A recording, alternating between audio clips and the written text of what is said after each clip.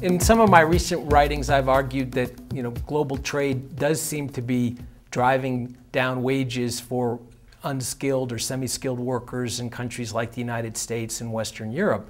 And I think this is an important political issue. There's no question that inequality has risen in the United States.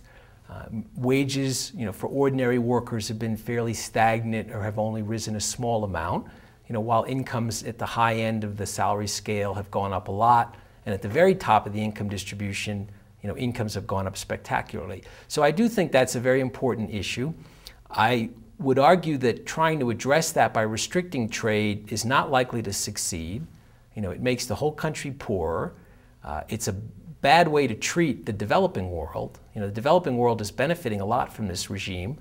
So if you look around at the whole world, do you want to try to pursue a solution in the United States that's going to make the poor countries poorer? That doesn't appeal to me. I don't accept the notion that restricting trade can be any part of a progressive agenda.